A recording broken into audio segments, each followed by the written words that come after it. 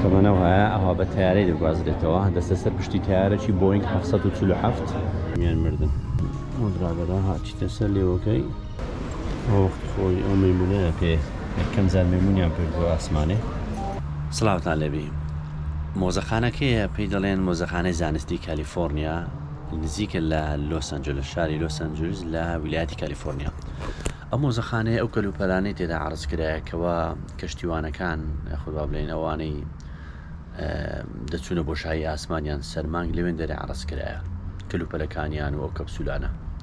هەروها خودی ئەو کەشتیەش کەەوە کەشتی سپیس شەتڵ ئیندیڤەر لەوێن دەرێ عرضیان کردیا تەمان بە پارەی خەیالی دروستکرا بوو لە زانیارەکان لێو دەرباز دەکەین.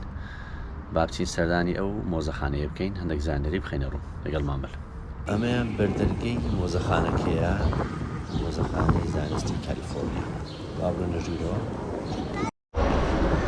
نازانم قاتی سەرێکی تێدایە بەس با بڕۆین خۆ نامەخۆ خۆی مۆزەخانەکە بە بەلاشە بەڵام $15 تکتیب ئەوەیە تکتی سارێ پارکینگ.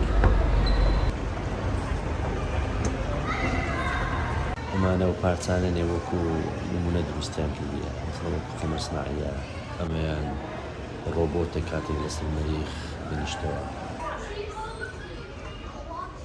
ئەوەشان هاوشێوی بنکەی لێگۆڵەتی بۆشایی ئاسمانە. ئەوەش ناوچکەیە ئەوشەر کەپسولە دەرکەکەدا ئەو کاتێک کە لە ئاسمانی دێتە خوارێ فڕێ دەدرێ ئەو پارچەیە دێتە خوارێ دوو نەفەری دەگری. دیکابرا ئەسترۆنۆت هەردی گۆردن و پیت کۆنڕاد کینای.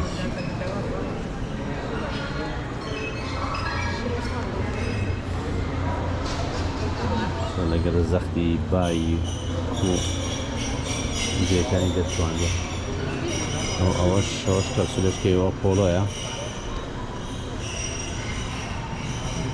چەند مەحکەم دروستکرایە چی لەسەرەیە ویلایەتەکانی پشتەکەیتی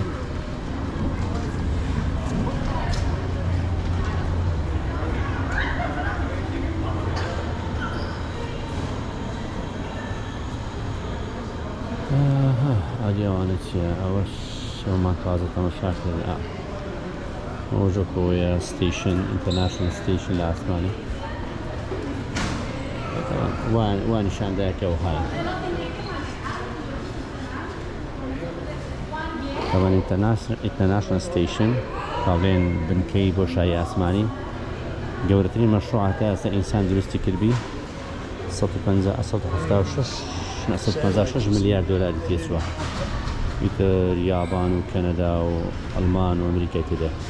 ئەوەژە ڕۆبۆتەیە وەکو ڕۆبۆت لەسەر مانگ ڤایکینگ لاندەر لە 76دا تەچدا ئۆن مارس لە سەر مەریخی نیشت بۆ لە 76 معلوماتەکەیتی لە 75 تا سپتێمبەری 75 یان تقریبان 19 ڕۆژ مابەوە.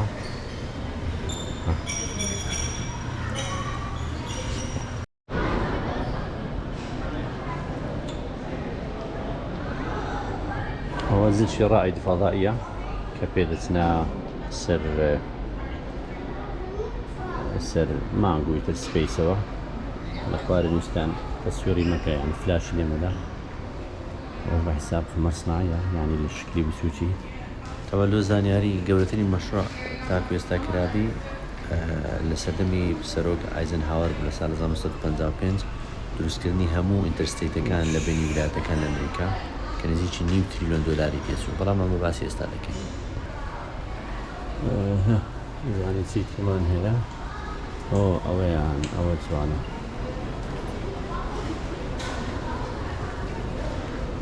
وەخت خۆی ئەو مەیمونەیە پێ یەکەم زار مەیمونیان پێ بۆ ئاسمانێ. مەیمونەکان سواریە و کەپسولەی کردبوو.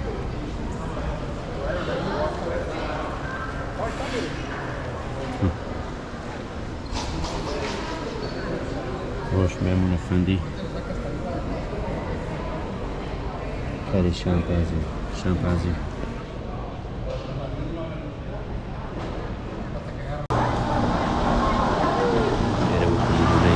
زفتي بەرز و نزمی شەپۆڵەکانی دەریابی ئۆقیانوس بێ ئێرە ستافشی پێ دەڵێن ماسی شێوە ئەستێرەی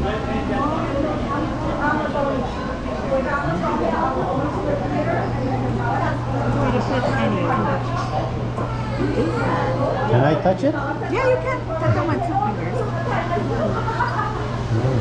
Sounds like them. Are they alive? Yeah, they're all alive. You're welcome to guide his hand. I know he's still little. Where are their eyes? They don't have eyes. They don't? No. Oh. How can they see? They just sort of sense with their tentacles. بیستەشی دڕی هەیە چاوی نییە کەمانەوە هەیە ئەوها بە تیارەی دەگوازرێتەوە دەستە سەر پشتی تیارێکی بۆینگ 747 ئەوجا نەقڵ دەکەنەها ئەوها واقعیە کاتێککە تیارە لەسەر تیارێ دەبینی ڕاستیە Look at how many inches, like 5 inches taller than normal.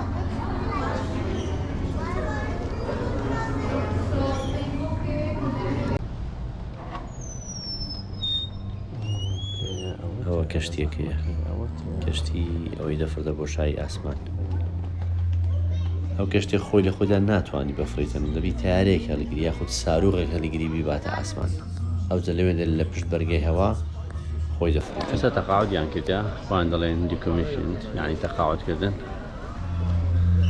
122 ملیۆن و 851,121 میل لە ئاسمانە سوڕابەوە بزانێت چ ئەوەکە ینی ئەوەندا تەمەەن تایتەیران بە سعاتی فرین حسێب دەکرێت 122 ملیۆن و تقریبا 123 ملیۆن میل سوڕایتەوە ئیتر بە دەوری زەوی و بەرەو ئاسمان و هاتنەوە چۆن زۆر پارەشی زۆری شتە پێچوو خلافەوەکانی هەمووی دەی بەناوە بیتن کاریگەری بەرگەی هەوا و ئەوانە هەموو بگریتن معلوماتەکان چیە شاوە دروستکردنی ناوەڕۆکێتی بێگومان تێچووی ئەو کەشتیە و لە دروستکردنیەوە لەو مەسروفاتانەیەکەوە چەند ساڵە لە ئیشکردندا بۆ چەند جار سوڕاتەوە بە دەوری زەوی هەمووی تێچەکەی 196 ملیارد دۆلاری ئەمریکی دەبی ئەوە ناویتی کاتێکە ڕسمیان کردبوو لە واقعدا جێ وەرزشکردن و برادرە ڕیشی لە تاشی و برادە سەر کۆمپیوتەری ئەو ڕسمی دەگرێن ئەوە نووسیە لەوەنانی دەخۆن ڕسمی ئەرگایی کاتێککە دەفڕێنێتە ئاسمانی تەبان ساروغەچ پێوە دەنێ هەتا بیفرێنێتە ئاسمانە کاتێک گەیشتە بەرگی هەوای تر ساروکێتە دەخوارێ و ئەویش ڕسە دەکەوێت ئەوەتە لێرە ئەوە یەکە مەسەلە ئینتەرپرایسە کۆلۆمبیا چالنجەر هەدێکە و ئینیڤەر یەکەم جار کە فرینی یەکەمی لە هەفتی 5/92 بوو هەمووی 25,000 فریە ئەو ڕۆژانێکە مایتەوە 299 ڕۆژ بووە نمبەر ئۆربیت چەند جار خوڵایتەوە سوڕانەوەی بە دەوری زەوی 122 ملیۆن 883,151 میل فڕیە تر هەریەکە و تەماشا دەکەی مەسەلەن کۆلۆمبیاش بە هەمان شێوە 121 دیسکەڤەری سوڕایتەوە ئەتلانتیس 125 ملیۆن ئیتر بەم شێوەیە وەگە متوانی با دەستم لێدا با بزانم بە ئەوەکەی کووە بەر دیویش دەرەوەی شەی باتە نازم هەڵێک شتێ نووسرا بەڕاستی سەرم لێ دەرناچ بەهەرحاڵ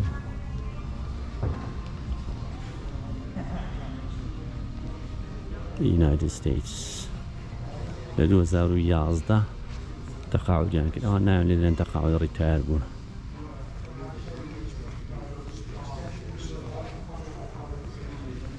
كاتايا كان اللي شندر الأتايا كبي نوري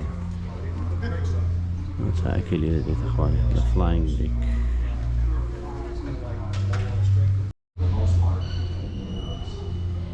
لو أنا مرسم مراحل كاني فرينو تشالنجر مثلا كولومبيا أو أنا ستافي تشالنجرينا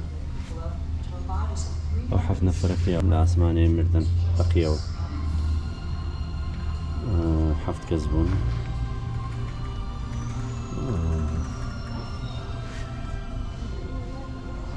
ديسكفري ديسكفري زور معروفة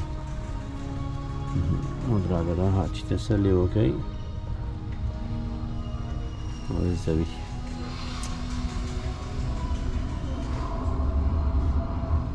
التشالنجر حفت كسبون واليوم حفت كسبون تخيوه lost just 73 seconds حفتها سي يعني دقيقة 6 ثانية free after lift off.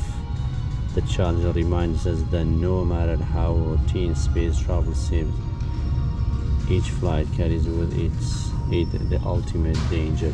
تقية ولا أسماني هميان مردن هنا وكان يرمو فرانسيس أو كوماندر بو مايكل بايلوت بو هديك إيشة چية ميشن سبيشاليست دو جنو بينس كس بينس بيو تقية شان هذا الذي هيك هو برقي أسماني كاتيكا دخوريتن وفلوريدا أسماني هذا بس هي بحارتي زور صرف ذكاء لو كشف كردني شويني تلوشيان كسي نسأل زكي جاني أنا خرج تعقوبي وش بيشان دات المراحل يوي كاتيكا كو آمد دكريتن تم كيكي اللي بفريتن يقلوانا جي اف كندية طبعا لبنكي جي اف كندي لفلوريدا لوين لفريتن لولاية فلوريدا ما شاء الله زحمة برزان هو فيديو روما بو هو دار مدتنا بو بيو تا فيديو اشتر هرشاد بين كاتش خوش خوات الله قال